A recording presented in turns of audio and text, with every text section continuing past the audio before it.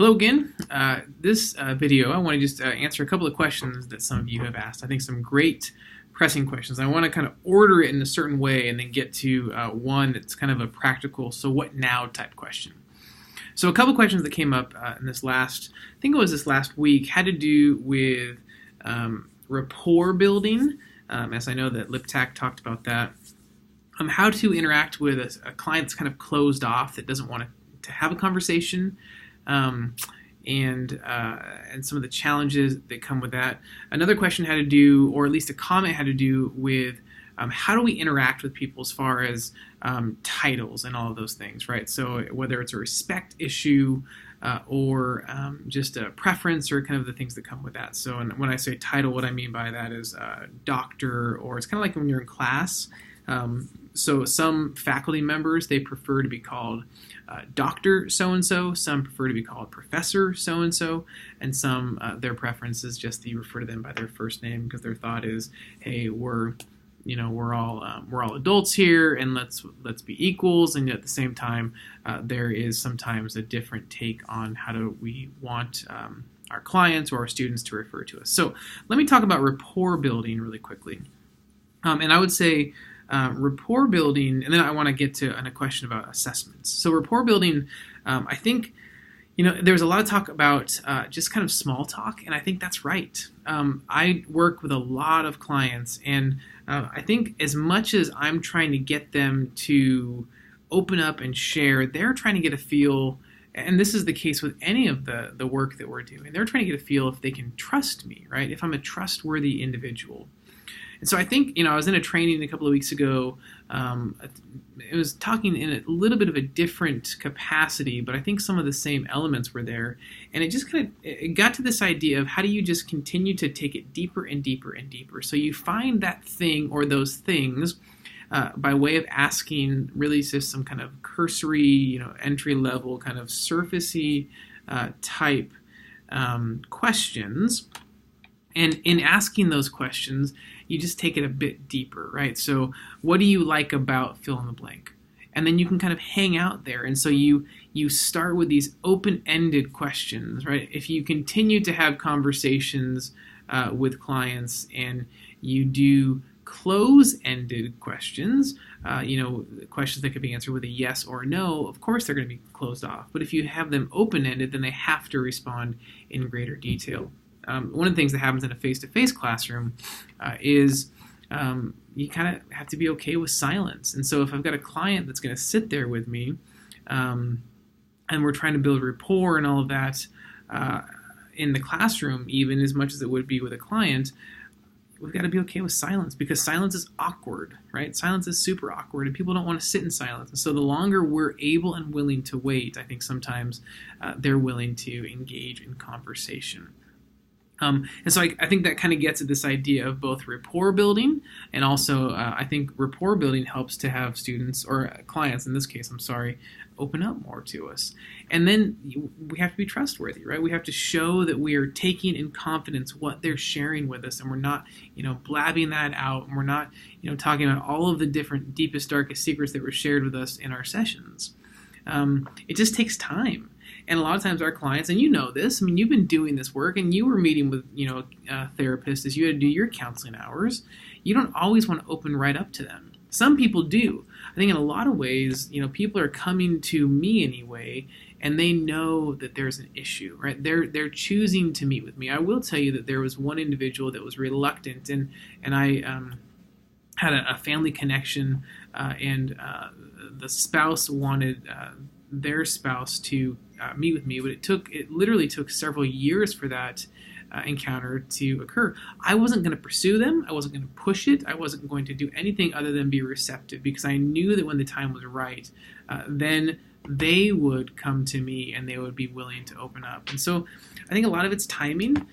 If someone's coming to you, there's likely going to be, and I think that's the difference between what we're talking about here in career counseling and what you might be accustomed to in the work that you're studying to do probably primarily in full-time, is that oftentimes somebody's coming to seek more of a therapeutic counseling relationship.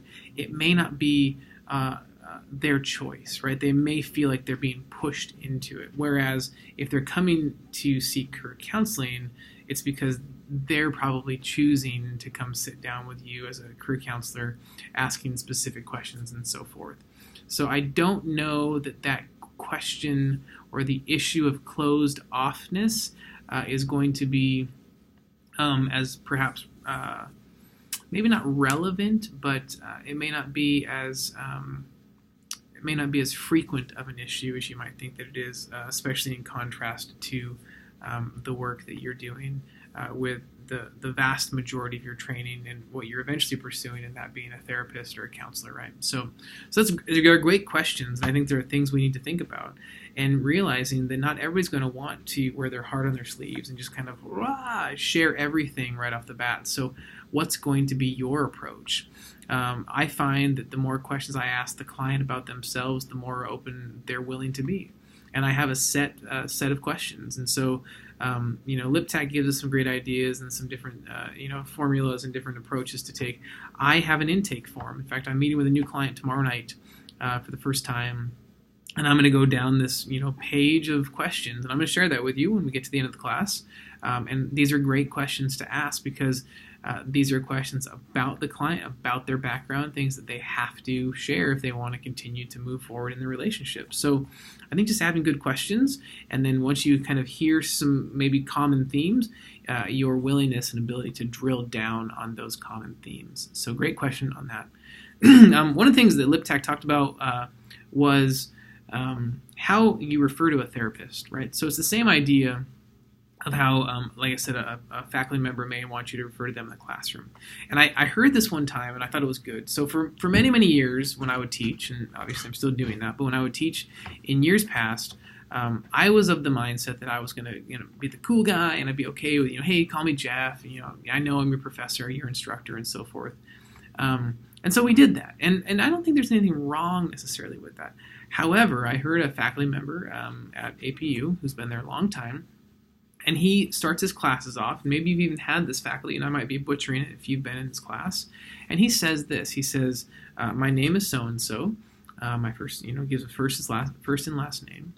And he says, in this class, I'm not telling you, but you need to refer to me, basically is what he says, as Dr. So-and-so. And some students, they go, wait a second. The rest of my faculty, they don't want me to call them Dr. So-and-so. But this professor does. He says, because here's the deal. Because we might be chummy and we might be friends, but the moment that I give you a grade that perhaps you don't like, I want you to remember that I'm not first name, I'm Dr. So-and-so. And so he sees that as a bit of a separation between him and the student, not because he's trying to separate and kind of be in this ivory tower, but because he wants them to realize that there is this kind of hierarchical structure, and I know that's a bad word to use, but you get the idea, that says, look, I'm the professor, and you're the student. I think it's in the same way, if I go to the medical doctor, I don't refer to my medical doctor by the first name, even if they're someone that I know well. Like, still, my childhood doctor growing up, here I am, a grown adult. I've got 4 of my own children. If I saw him, he would still be Dr. Tedford to me. I think it's the same reason when I saw my senior year of high school econ teacher, Mr. Melton. So Mr. Melton lives across the street from my best friend's parents in Chico. And he says, hey, call me Tom. But when I see him, I'm still going to refer to him as Mr. Melton because there's that I think, a respect level. There's a separation. So when I do that, and this is the reason why I have Professor Boyan, not because I think that I'm anything special, but I want you to be reminded that I have to give you a grade. And I think that you'll take a grade better from a Professor Boyan than you would from a chummy friend Jeff, right? That's kind of the thinking that this professor had. And I think I like that. I also would say from a doctor of psychology or a PhD in psychology, clinical psychology, I think it's right and good, right? So maybe this clinician is going to say, hey, my name is Dr. So-and-so.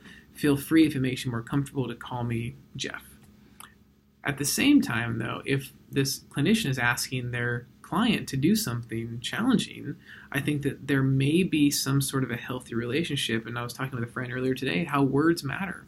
And those words, there might be more of an authority given from a doctor so-and-so in asking you to do something or in diagnosing something versus that of a Jeff. So again, everyone's got a preference, and I think really it comes down to preference, but I can understand why LipTech and others might be saying something like that around how you should refer to clinicians and therapists, especially after having spent so much time studying and all, the blood, sweat, and tears that go into getting that degree.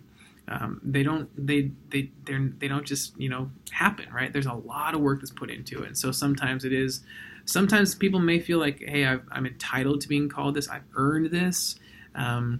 So I think it's just a preference thing, and so those are great questions to ask. I will oftentimes, like even when I started this new job here, I asked the question of how should I refer to my dean. So she's a PhD, she's a world-renowned PhD in marketing. Should I refer to her as her first name or Dr. last name, right? I think it's an issue of respect, but I think ultimately it's great questions to ask. I think it's great conversation, and really it does come down to preference and what does the clinician or the faculty member prefer. So it's a great comment. I'm so grateful that it was made because I think it's something that's really important, and I always have the mindset that it's better just to ask the question than to leave it unanswered, right, or unasked in the first place. So thanks for that question. The last question I want to speak to is the issue of assessments. And the question came up of what assessments do I have the ability to administer, and what need other certifications and so forth. So there's a lot of assessments. We've looked at a number of them. There's so many more out there. I just took a tests and measurements class this last semester in the spring. So when you were in class, I was in class, taking a tests and measurements class, and I was discovering all sorts of new assessments that I didn't even know existed. And some of them you don't need a certification, right? So the DISC, if you've ever done the DISC, you don't need a certification to administer that. They have a certification that you can go through to administer the Strengths Finder, the Clifton Strengths Finder. You don't need a certification to administer that, but they do have a training that you can go through. It's very expensive. I look at this, if you go through these trainings, you will be all the more equipped and prepared to respond to questions when they come up in conversation with clients. The other thing I would say, and this is a great, I think, added bonus to your degree. So when you're done with your MA in clinical psychology, you are what's deemed to be educationally eligible to administer and interpret the Myers-Briggs Type Indicator, along with the Strong Interest Inventory, which is similar to what John Holland did with his codes, right? The RAASEC. And I'm going to talk more about that in a later week, but to be educationally eligible, you can sign up on the Myers-Briggs company website. You can purchase the Strong Interest Inventory and MBTI assessments. You can administer them, and you then can offer them in your work.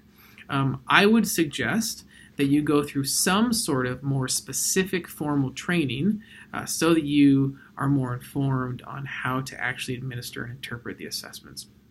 Step one, which is, am I an introvert or an extrovert, right?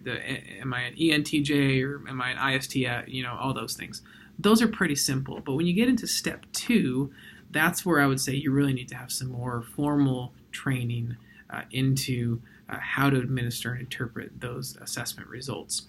But the nice thing is you have that ability to purchase and then administer the assessments with your clients.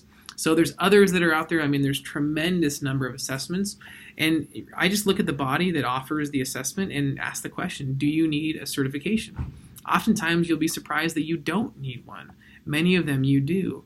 I'm of the mindset that if you're going to offer them to a client, though, it's always best if we have some formal training and understanding into the assessment so that we can best administer, interpret, and unpack what it is that's actually being said by the assessment results. Because one of the things that comes up is, if you take an online assessment and you don't get any interpretation, you can kind of make up what you want it to mean about you. And I think we need to have a bit more credibility when it comes to that. So if you have questions specifically about assessments, I'm happy to field those. I will actually post a link to where you can sign up to be educationally eligible for the MBTI and the Strong Interest Inventory.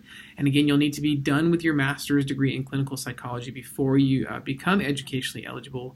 But it is a great opportunity, and I'll share some other resources that come along with that as well. So great questions. Keep them coming. Looking forward to the remaining, 2.5 weeks that we have left in the term. And I'll see you online this weekend.